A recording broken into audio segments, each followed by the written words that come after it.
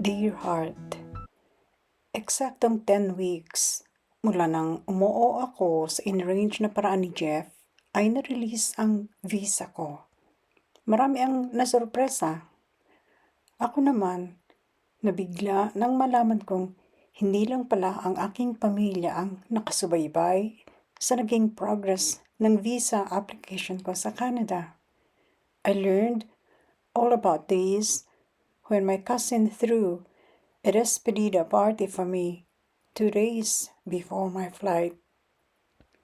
Sabi ni Connie, sana hindi na lang bilang spouse ang in-apply ko sa Canadian Embassy. Mas mabilis palang makaalis pag caregiver.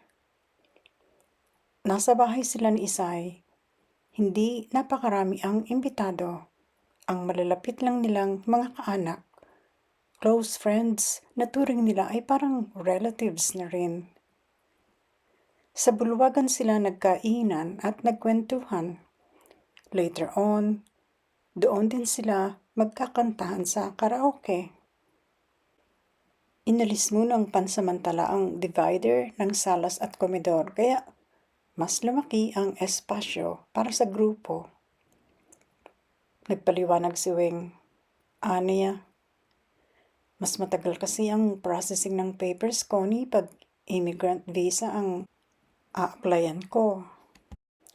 Ako naman, work visa ang ibinigay at good for 1 year lang.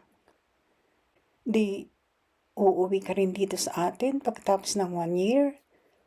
Tanong ni Carmi, magaling na ang fracture nito. Oy, si Isay ang sumagot para kay Weng.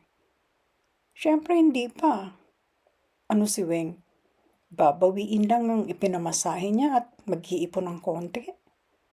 Nagulat ang isa pa nilang pinsan. Ikaw ba, Weng, ang nagbayad sa airplane ticket mo? Sabi ni Weng, pinadalhan ako ng pera ni Ate Sally para sa plane fare ko at pocket money. Bakit hindi si Jeff? Usisa ni Connie, takang-taka. Nag-offer siyang i-shoulder ang pamasahe ko pero tumanggi ako. Sabi ni Weng, kako kay Jeff, maa-afford namin yun. Ay nako, bulalas ni Isay, nakilala sa pagiging prangka. Bakit hindi mo pa sabihin ang tunay mong dahilan, Weng? Tayo-tayo lang ang magkakaharap. Alam mo namang i-chismis ka namin sa mga kapitbahay puro close tayong lahat sa harapan ito. Goodness! Nakatawang sabi ni Carmi. At nag-blush si Weng. Mas naintriga tuloy ako sa kung ano man ang dahilang yun Hinintay muna ni Weng na mabawasan ang naramdaman niyang pag-iinit sa kanyang mukha bago siya nagpaliwanag. Nakaupo siya at nakagitna bale sa mga bisita. Aniya, alam niyo naman siguro na nanliligaw pa lang si Jeff. Akala ko mag-boyfriend na kayo. Putol ni Connie sa sinasabi ni Weng. Yun ang sabi sa akin ni Kevin. Halos araw-araw niya akong tinatawagan, di ba? Yun daw ang sabi ni Jeff sa kanila. Hindi pa naman eksaktong kami na nga, sagot ni Weng. Parang may mutual understanding lang kayo, ganun ba? Tanong ng isa pa nilang pinsan. Alanganin ang pagtango ni Weng. Aniya. Basta ang usapan, wala pa kaming opisyal na unawaan. Kako, gusto ko pagdating ko sa Canada, mag-get to know each other pa kami. Hindi pa namin halos kilala ang isa't isa. At kaya nga iginiit nitong si Weng, sabi ni Isay, na siya ang sasagot sa plane fare at pocket money niya. Sa ganoong paraan, hindi siya, kumbaga, indebted kay Jeff. Di hindi ito ubrang humingi kay Weng ng isang bagay na gusto ng lalaki sa babae. Bakit? Ayaw mo ba noon, Weng?